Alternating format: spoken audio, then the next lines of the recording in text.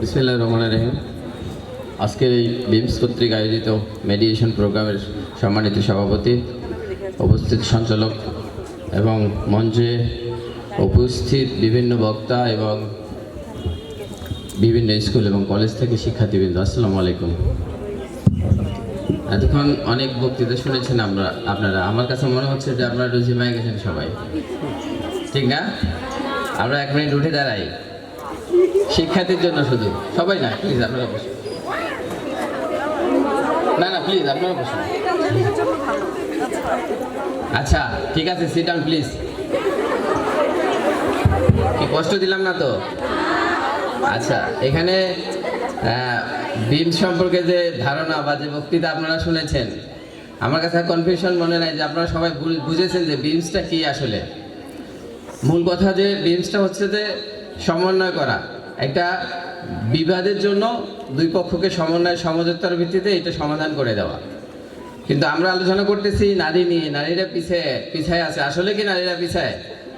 আমার কাছে তো মনে হয় না নারীরা পিছায়, কারণ আমি দেখতে পাচ্ছি এখানে অসংখ্য নারী, গুটি কয়েক পুরুষ আছে। এটা কি ঠিক না কি মিথ্যা বললাম? তো নারীরা পিছায় নাই। আমার কাছে মনে হয় যে একটা সময় ছিল যখন নারীরা ডমিনেট হইতো, যখন অত্যাচার হইতো নারীদের প্রতি, তখন এরকম মহিষী নারী অনেক পৃথিবীতে আসছে। তাদের নেতৃত্ব এবং উৎসাহে আমরা আবার নারী জাতি একটা রূপ পেয়েছে, যার বর্তমান অবস্থা দেখেন আপনার সামনেই। সব বড় বড় নারী অ্যাডভোকেট, ব্যারিস্টার, মেডিয়েটর, এবং আপনারা জানে থাকেন যে আমাদের উপজেলা নির্বাহী অফিসার কিন্তু একজন নারী। তো নারী আর কি পিছায় আছে? আমরা পিছায় যাচ্ছি কেউ কেউ, যারা স্বপ্ন দেখতে ভুল করি, ঠিক কি না? যারা স্বপ্ন দেখতে মাঝপথে ভুলে যাই, তারা পিছায় যাচ্ছি। আসলে নারীরা সমাজে কিন্তু পিছায় যাচ্ছে না। আমি দেখি সর্বস্তরে নারীদের অবদান। এখন দেখেন ইউনিয়ন পর্যায় থেকে শুরু করে এটা ইউনিয়ন পর্যায়ে যদি স্থানীয় পরিষদের কথা আমরা চিন্তা করি, ওখানে দেখবেন যে একজন নারী মেম্বার আছে। সেরকম সব জায়গায় কিন্তু নারীদের অবস্থান কম না। কিন্তু আমি যতটুকু মনে করি যে যেখানে যারা স্বপ্ন দেখতে ভুল করতেছে তারাই পিছায় যাচ্ছে। তা আমরা কি স্বপ্ন দেখতে ভুল করব যারা সামনে আছে? অত্যন্ত সরে বলেন, একটু জোরে বলেন। আমরা স্বপ্ন দেখতে ভুল করব না। আমরা আজকে বাল্যবিবাহের কথা শুনেছি, লিগ্যাল এইডের কথা শুনেছি। বিমস দেখেন, মেডিয়েটরের কথা কিন্তু আগে ছিল না। লিগ্যাল এইডের নতুন অধ্যায় যেটা এসেছে সেটাতে মেডিয়েটরের কথা এসেছে। তো সমন্বয়ের কথা বলা হয়েছে। কোন কোন বিষয়ে সমন্বয়ের কথা বলেছে আপনারা শুনেছেন। একজন এখানে ব্যারিস্টার মহোদয় আছে, আপনার অ্যাডভোকেট মহোদয় আছে, আরেকজন সুপ্রিম কোর্টের আরেকজন ব্যারিস্টার ছিলেন, উনি কথা বলেছেন। তো সমন্বয়ের কথা বলা হয়েছে। যেসব আইন নিয়ে সেগুলো আপনারা বলেছেন, আপনাদের কাছে একটা বুক দেওয়া হয়েছে বোধহয় লিগ্যাল এইড আইন অনুযায়ী। এখানে দেখবেন এই আইনগুলোর সম্পর্কে আপনারা সমন্বয় করতে পারবেন, অর্থাৎ মেডিয়েটর করতে পারবেন। আইনের দুইটা অবস্থা আছে, একটা প্রি মেডিয়েটর, একটা পোস্ট মেডিয়েটর। অর্থাৎ মামলা হয়ে গেলে কোর্ট কর্তৃক নির্ধারিত করে দেবে যে এটা মীমাংসা করে আসেন। আমাদের কাছেও আসে অনেক সময়, অথবা এই যে আপনার এই যে পরিচালনা কমিটি আছে তাদের কাছে দিয়ে দেবে। লিগ্যাল এইডের একজন ম্যাজিস্ট্রেট আছে, বিচারক আছে, তার কাছে দিয়ে দেবে। আর একটা হচ্ছে যে আপনারা আগেই করতে পারেন, তার আগে আপনারা গ্রামেই করতে পারেন। যার জন্য আজকের এই কর্মশালা, এই যে বিমসের এই ব্যাপক আয়োজন। আমি কয়েকটা প্রোগ্রামে বিমসের অ্যাটেন্ড করেছি, আমার কাছে খুব ভালো লেগেছে। এবং আমরা এটা প্রতিনিয়তই করে থাকি। আপনারা থানায় যান তো অনেকেই, থানায় যান নাই কে এরকম আছে? আচ্ছা, থানায় গেছে কে কে? আপনার থানায় গেলে দেখবেন যে একটা গোল ঘর আছে, থানায় ঢুকতেই পারবেন, সার্ভিস ডেলিভারি অফিসার। এখানে কিন্তু এই মেডিয়েশনের কাজটাই করা হয়। ম্যাক্সিমাম সময় জমি নিয়ে বিরোধ এবং ছোট ছোট আপনাদের এই যে পারিবারিক যে বিরোধগুলো, সেগুলো আমরা মীমাংসা করে দিই। যেগুলো পারি না সেটা হচ্ছে যে আমরা মামলা রেকর্ড করি এবং সেটা আইনগত ব্যবস্থা নেওয়া হয়। তা আমরা যে কাজটা করছি সেই কাজটা আপনারাও করতে পারেন, আপনাদের স্থানীয়ভাবে করতে পারেন। প্রসেসের সময় হয়তো এক সময় ঠিক হয়ে যাবে। এখানে লিগ্যাল বিমসের মধ্যে একটা হচ্ছে, কম বিল্ডিং হচ্ছে নাকি এখানে। তো এইখান থেকে আপনারা মেডিয়েটর আপনারা ক্লাস করতে পারবেন এবং আপনাদের বিভিন্ন যে প্রশিক্ষণের মাধ্যমে আমরা বেরিয়ে আসতে পারবেন। আমার কাছে মনে হয় যে আপনারা অবশ্যই বিমসের যে কার্যক্রম এইটুকু যদি ধারণ করেন, তাহলে আপনারা এক সময় এখান থেকে মেডিয়েটর হয়ে বেরিয়ে আসতে পারবেন। এবং আপনারা নিয়োগ, আমার মনে হয় গোস্বামী সাহেব বলেছেন যে আপনারা এত ঘন্টা পরিশ্রম মানে প্রশিক্ষণ নিলে মেডিয়েটর হবেন, একটা নির্দিষ্ট নীতিমালা আছে, নীতিমালার মধ্যে আওতায় পড়লে আপনারা এখানে নিয়োগ পাবেন এবং আপনাদের কর্মক্ষমতা বৃদ্ধি পাবে। তা আমরা আসলে সুষ্ঠু সমাজ এবং অপরাধমুক্ত সমাজ গঠনের জন্য আমরা যে কাজগুলো করে থাকি সেটা হচ্ছে মেডিয়েটরের ভূমিকা গুরুত্বপূর্ণ। আমরা যদি ছোট থেকেই কাজগুলো করে থাকি, আমার প্রথম বক্তা যেটি বলে গেছেন যে স্কুলের বেঞ্চ নিয়ে বা 2-3জন বসা নিয়ে যে সমস্যা হয়ে থাকে সেটা যদি স্কুলের শিক্ষক সমাধান করে দেয়, তো সেই কাজগুলো যদি আমরা ছোটোবেলা থেকেই করে থাকি, অর্থাৎ শুরুতেই করে থাকি, তাহলে সমাজে কিন্তু অপরাধ আসবে না। আজকের এই আয়োজনে যতগুলো মেয়ে আছেন, আমার কাছে মনে হচ্ছে যে আপনারা সমস্ত বদলগাছি থেকে আসছেন নাকি? যদি সমস্ত বদলগাছি থেকে আসেন তাহলে বিমসের এই ধারণাটা আমরা সমস্ত বদলগাছিতেই পৌঁছায় দিতে পারবো। একটা উপজেলায় যদি আমরা এই যে এতগুলো মেয়ে আছেন, এতগুলো পরিবার থেকে যদি আপনাদের পরিবারের মধ্যে যদি এই বিমসের যে চিন্তা এটা যদি আপনারা ধারণ করতে পারেন, লালন করতে পারেন, তাহলে আমার মনে হয় যে সমাজে ন্যায় প্রতিষ্ঠিত হবে এবং সত্য প্রতিষ্ঠিত হবে। বিমস কিন্তু স্বপ্রণোদিত একটা সংগঠন। এখানে আপনারা কাজ করবেন, যারা স্কুলে কাজ করতেছেন, যারা কলেজ থেকে কাজ করতেছেন, যারা অভিভাবক হিসাবে কাজ করতেছেন, আপনারা কিন্তু অবশ্যই স্বপ্রণোদিত মানে আপনার ন্যায়ের পক্ষে কাজ করতেছেন। সমাজে যদি অন্যায় দেখেন, আমি অফিসার ইনচার্জ, হয়তো আমার সঞ্চালক সাহেব ইতিপূর্বে বলেছেন, আমার বলতে হয়ে গেছে, হয়তো বিমসের বদলগাছিতে এটাই আমার লাস্ট প্রোগ্রাম, জানি না হয়তো অন্য কোথাও অন্য কোনোভাবে বিমসের সাথে আমার দেখা হতে পারে, আমি আশা ব্যক্ত করি। কিন্তু আপনারা বিমসকে লালন করেন, এই যে বিমসের যে চিন্তা, আমার কাছে মনে হয় যে একটা সুপ্রতিষ্ঠিত ন্যায় সমাজ গঠনের চিন্তা। আপনারা যদি এটিকে লালন করেন, এটিকে যদি ধারণ করেন, আপনার গ্রামে, আপনার বাড়িতে, আপনার পাড়ায় যদি এটাকে প্রতিষ্ঠা করতে চান, তাহলে আমার মনে হয় ন্যায় সমাজে ন্যায় প্রতিষ্ঠিত হবে। এখানে আলোচনা আসছে বাল্যবিবাহের কথা। আমি আসলে বিভিন্ন স্কুল কলেজে যাই, এই বাল্যবিবাহ সম্পর্কে আলোচনা করি। বাল্যবিবাহটা আসলে একটা মেয়ে কিন্তু কখনোই সুশিক্ষিত যে মেয়ে, সে কখনোই সমাজের অভিশাপ হয় না। কিন্তু যখন বাল্যবিবাহ হয়ে আসে, তখন পিতার কাঁধে কিন্তু ওই মেয়েটা অভিশপ্ত হয়ে একসময় ফিরে আসে। ম্যাক্সিমাম সময় আসে আমরা দেখি যে বাঁশ কাটা, গ্রামে তো বাঁশ কাটে, দেখেন না, অপরিপক্ক বাঁশ কেউ কাটে। তো বাল্যবিবাহটা হচ্ছে আপনারা সমাজের অজান্তেই অপরিপক্ক বাঁশটা কেটে ফেলতেছেন, যেটা মানে ঘরের মধ্যে লাগাইলে এটা ঘুণে ধরবে, ঘুণে ধরা বাঁশ দেখছেন? তো বাল্যবিবাহ মানে ওই মেয়েটাকে ঘুণে ধরবে, মানে ঘুণে ধরে তার অস্তিত্বটা নির্মূল হয়ে যাবে একটা সময়ে। যখন নির্মূল হয়ে যাবে, সে কিন্তু পিতার কাঁধেই অভিশাপ হয়ে ফিরে আসবে। তা আমরা এখান থেকে চিন্তা পাল্টাই, যেহেতু বাল্যবিবাহ আইন হয়েছে, আমরা ইচ্ছা করলে এটাকে প্রতিরোধ করতে পারি। আমি অফিসার ইনচার্জ আপনাদের এতটুকু নিশ্চিত করতেছি যে বাল্যবিবাহ সম্পর্কে কোনো তথ্য আপনারা যদি পান, কিন্তু আমাকে যে কোনো সময় ফোন দিলে আমরা এটা অ্যাটেন্ড করব এবং সেটা বন্ধ করার ব্যবস্থা করবো ইনশাআল্লাহ। তা আপনারা ফোন তো দেন না, বরঞ্চ ক্লাস 8-এ যখন পড়ে একটা মেয়ে, প্রতিনিয়তই শুনি যে সে অন্যের আরেকটা তার বন্ধু, সেও ক্লাস 8-এ পড়ে, গত 3 দিন আগেই পেয়েছি, তার হাত ধরে চলে গেছে। তো এটি আসলে আমাদের একটা পর্যায়ে সামাজিক অবক্ষয়ের মধ্যে আনে দেবে। কারণ হচ্ছে যে মেয়েটাও 8-এ পড়ে, ছেলেটাও ক্লাস 8-এ পড়ে, অহরহ প্রতিদিন এই বদলগাছিতে এই ধরনের ঘটনা ঘটতেছে। আপনারা যারা শিক্ষক, আমি আশা করব অন্তত পক্ষে আপনাদের বাচ্চাদের এই দিকটা একটু সচেতন হওয়ার সুযোগ দেন। আর যারা অভিভাবক এখানে আছেন, তারা অবশ্যই আপনার মেয়ে, আপনার ছেলে স্কুলে যাচ্ছে কিনা, অ্যান্ড্রয়েড ফোনটা দিয়ে দিয়েছেন। কিছুদিন আগে, গত মাসখানেক আগে, অ্যান্ড্রয়েড ফোন মা নিয়ে নেওয়ার কারণে আত্মহত্যা করেছে। তো এটাও আমাদের সমাজে কিন্তু আসলে অ্যান্ড্রয়েড ফোন এটা যতটাই ভালো, আমি যদি ইচ্ছা করি যে বিমসের কার্যক্রম এখন দেখব, আমি কিন্তু অনলাইনে সার্চ দিয়ে সব পাবো। আমি যদি ইচ্ছা করি যে খারাপ কিছু দেখবো, তাও পাবো। তো এটা হচ্ছে যে এমন একটা জিনিস, যতটুকু ভালো তার চেয়ে ভয়ঙ্কর হচ্ছে খারাপ। তো খারাপ গুণগুলো আমরা না নেই, এটা যদি আমরা গার্জিয়ান পক্ষ থেকে, আমরা এখানে গার্জিয়ান আছে নাকি, অভিভাবক কেউ আছে নাকি, সব শিক্ষার্থী? যাই হোক, আমরা যদি গার্জিয়ান লেভেল থেকে এটা মনিটরিং করি যে এই মোবাইলটা আমি বাচ্চাকে দিছি, সে রাত 10টা-11টার সময় ঘুমানোর কথা, কিন্তু তার 12টার সময় বা 1টার সময় যদি দেখি মোবাইলটা অনলাইনে থাকে, তাহলে সে কোথাও কথা বলতেছে।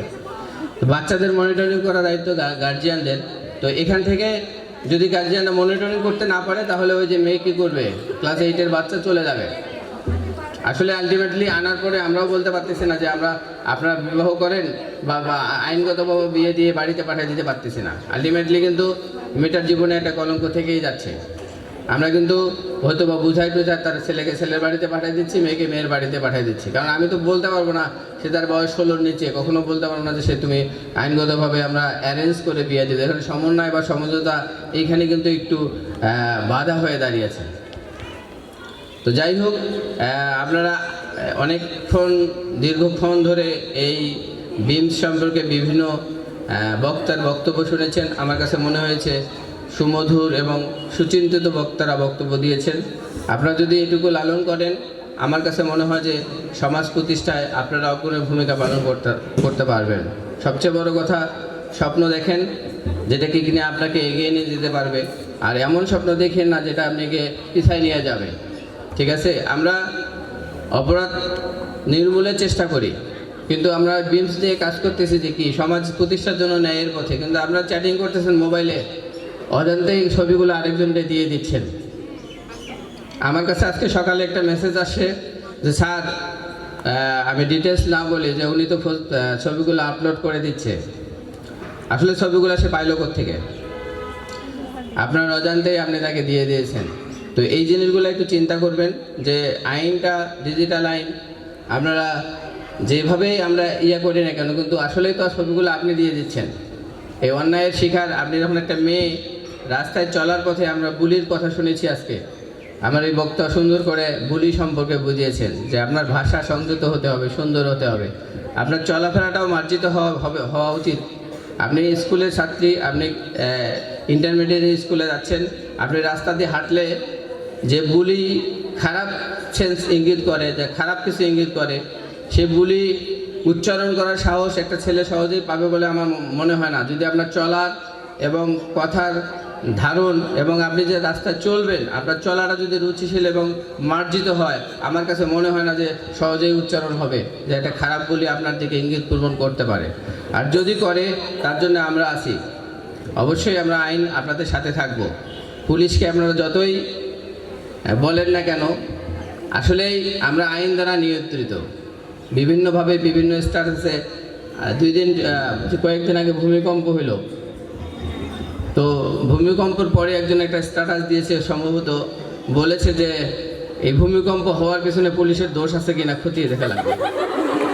তো বিষয়টা এরকমই যে আমরা আসলে আইন প্রয়োগ করি। আমি বলি না আমাদের মধ্যে সীমাবদ্ধ আছে, অবশ্যই আছে, আমাদের মধ্যে খারাপ লোক থাকতেও পারে, আছে, অবশ্যই আছে, কিন্তু এটি সব জায়গায় আছে। কিন্তু আমরা চিন্তা করা উচিত যে আমরা আইন দ্বারা কিন্তু নিয়ন্ত্রিত। আমরা কিন্তু ব্রিটিশ আইন নিয়ে এখনো চলাফেরা করি, এই ব্রিটিশ আইনকেই আমরা অ্যাসেম্বল করি। আমরা আইনের বাইরে আমরা যাইতে পারি না। কিছুদিন আগে একটা শিক্ষক স্ট্যাটাস দিয়েছে যে পুলিশের ছাত্রদের পড়ানো যাবে না। আবার পরের দিনেই যখন টিচাররা অ্যাটাক হয়েছে গার্জিয়ান দ্বারা, তখন কিন্তু ওই টিচারদেরই পুলিশে রেস্কিউ করেছে। আপনারা সমাজে যেটাই চিন্তা করেন না কেন, আপনার সর্বোচ্চ খুব কম সময়ে আপনাদের বিপদে পাশে দাঁড়াবে শুধু পুলিশই। আপনি পুলিশকে যেভাবেই দেখেন না কেন, পুলিশ কিন্তু আপনার পাশে থাকবে এবং আছে। আমি মনে করি যে যত বাধায় থাকুক না কেন, যত সমস্যার সমাধানে থাকুক না কেন, পুলিশ, আপনি রাস্তায় পড়ে থাকবেন।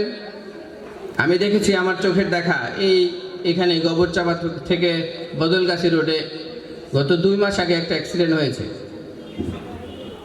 তো লাশটা অনেক বিভৎসভাবে পড়েছিল, অনেকের রিকোয়েস্ট করার পরও সে হাত দেয়নি ভ্যানে তোলার জন্য, পুলিশকেই তুলতে হয়েছে। 2 দিন পরে তার পরিচয় জানানো গেছে সে বাইরের লোক, কিন্তু সেই সময় তাৎক্ষণিকভাবে কেউ আগায় আসেনি। তো পুলিশ আপনাদের সাথে থাকবে, পুলিশের দোষ ত্রুটি থাকবেই। তো এই দোষ ত্রুটি নিয়ে আমরা মানুষ, কিন্তু আমার কথা যে সমাজে পথ চলার জন্য আপনার যে বিমসের সাথে কাজ করতেছেন, বিমস ধরে নেন একটা ন্যায় দণ্ড হিসাবে কাজ করবে। আপনারা যদি সমাজে এইটাকে লালন করেন, এই বিমস নিয়ে যদি চিন্তা করেন, আজকে যারা এই ছাত্ররা আছে এখান থেকে যদি আপনারা বাড়িতে যাওয়ার পরে এটাই একদম আপনার বাড়ি থেকে যদি এটা চিন্তা করেন যে ছোট ছোট অন্যায়গুলা আমরা বাড়িতেই সমাধান করব মেডিয়েশনের মাধ্যমে, বিমসের এই চিন্তাধারার মাধ্যমে, তাহলে কিন্তু সমাজের ন্যায় গড়ার কারিগর চলে আসবে। আপনারাই কিন্তু হতে পারেন সমাজের একজন ন্যায়বান মানুষ, এবং আপনার কাছেই কিন্তু মানুষ চলে আসবে। আপনি যখন ন্যায় প্রতিষ্ঠা করতে যাবেন, ন্যায়ের পথে কথা বলবেন, তখন কিন্তু আপনার কাছেই কিন্তু বিপদগামী মানুষ কিন্তু আপনার কাছে আসবে যে ভাই আমার এটা করে দেন, বা যে আপু আমার এটা আমি এই সমস্যায় পড়েছি, আমার সমাধানের জন্য আমার কি করব। তখন কিন্তু আপনি ন্যায়ের সাথে যদি থাকেন, তাহলে আপনি কিন্তু ধরে রাখেন আপনি একটা সমাজের খুঁটি হয়ে দাঁড়াবেন, এবং আপনাকে মানুষ চিনবে একজন ন্যায়বান নিষ্ঠবান মানুষ হিসাবে। তো আমি মনে করি যে আমরা সবাই পারি ইচ্ছা করলে ন্যায়ের পথে চলতে। আমরা যদি চিন্তা চেতনাগুলো মানুষের আমাদের মধ্যে লালন করি, সৎভাবে চলতে চাই, তাহলেই আমার কাছে মনে হয় যে সবাই এই সুন্দর বাংলাদেশ গড়ার ভূমিকা রাখবো। আমরা আজকে বিজয়ের মাস, শুধু আমরা ৭১কে চিন্তা করে আসেছি এতদিন, এখন কিন্তু ৩৬কে চিন্তা করতে হবে, জুলাইকে চিন্তা করতে হবে। জুলাই কেন ঘটেছিল, জুলাইয়ে কী হয়েছিল, এটা নিয়েও চিন্তা করতে হবে। তো যাই হোক, আপনাদের অনেকক্ষণ সময় নিয়েছি, অনেকক্ষণ কথা বলেছি। আমরা এই মেডিটেশনের মাধ্যমে যদি বদলগাছীবাসী তথা বাংলাদেশকে একটা সম্মুখ জায়গায় নিয়ে যেতে পারি, এই চিন্তা চেতনার মাধ্যমে ন্যায়কে প্রতিষ্ঠিত করতে পারি, এই আশাবাদ ব্যক্ত করি। পাশাপাশি আমি এখান থেকে হয়তো চলে যাব অন্য কোনো ইউনিটে, বলেছি যে হয়তো বিমসের সাথে দেখা হবে। বিমস আমি লালন করি এবং আমি কাজটা করা শুরু করেছি আমি যেদিন থেকে বিমসের প্রোগ্রাম করি, এবং মেডিটেশনের বিষয়গুলো আমি করি। আমার কাছে যতই অভিযোগ আসুক, ছোটোখাটো বিষয়গুলো আমি স্থানীয়ভাবে দিয়ে দিই, এটা মেডিটেশন করার জন্য এবং নিষ্পত্তি করার জন্য। যারা পারে না, সেটা হচ্ছে যে আমার অফিসারদের দিয়ে আমি চেষ্টা করি। তো বাল্যবিবাহ সম্পর্কে যেটা বলেছি, আপনারা অবশ্যই, আমি আমার পার্সোনাল নাম্বারটা আজকে দিয়ে যাব। এর আগের দিন আমি সরকারি নাম্বার দিয়ে গেছি। যেহেতু আমি এই উপজেলায় থাকবো না, সরকারি নাম্বারটা আপনারা রাখতে পারেন। যে অফিসার ইনচার্জ আসবে, আমি মনে করি সে আপনাদের সাথে থাকবে এবং ন্যায়ের সাথেই থাকবে। সরকারি নাম্বারটা রাখেন। যে কোনো প্রয়োজনে, আপনাদের পারিবারিক, সাংসারিক, ব্যক্তিগত যে কোনো প্রয়োজনে আমাকে ফোন করবেন। আমি এই উপজেলায় না থাকলেও এতটুকু আশ্বাস দিতে পারি যে আমি আপনাদের অন্ততপক্ষে একটা উপদেশ দিতে পারবো, একটা পরামর্শ আইনগতভাবে দিতে পারবো, যেটি কিনা আপনার কাজে লাগতে পারে। তা আমার নাম্বারটা একটু কাইন্ডলি নোট করে নেন। এটি সরকারি নাম্বার 01320123694। এই নাম্বারটা ওসি বদলগাছি থানা লেখা রাখেন, অর্থাৎ এটি কর্পোরেট নাম্বার। আমি না থাকলেও এই নাম্বারটি সচল থাকবে, যে থাকবে কিনা দায়িত্বে সেই থাকবে। আমার পার্সোনাল নাম্বারটা নিতে পারেন 01712515211, 01712515211। তো এটি আমার পার্সোনাল নাম্বার। আমি আবার বলি যে আপনাদের চলার পথে যে কোনো সমস্যা, যে কোনো বিষয় নিয়ে আমার সাথে কথা বলতে পারেন। আমি হয়তোবা এই উপজেলায় না থাকলেও যেখানেই থাকি, জাস্ট আপনার পরিচয়টুকু দিবেন, আমি অমুক এলাকায় আপনার সাথে বিমসের একটা প্রোগ্রামে আমার সাথে কথা হয়েছিল, এটুকুই যথেষ্ট। আমি চেষ্টা করব আপনাদের অবশ্যই একটা সুপরামর্শ বা আইনি পরামর্শ দেওয়ার। তো সবাই ভালো থাকবেন। বিমসের আজকের এই সঞ্চালককে এবং সভাপতিকে আবার ধন্যবাদ জানাই। যদিও আমার এখান থেকে এটা তো এই প্রোগ্রামের শেষ বদলগাছিতে, হয়তো অন্য কোথাও হলে আমি অবশ্যই প্রোগ্রামে অ্যাটেন্ড করব। তো সবাইকে আবার ধন্যবাদ জানিয়ে আমি আমার কথা শেষ করছি।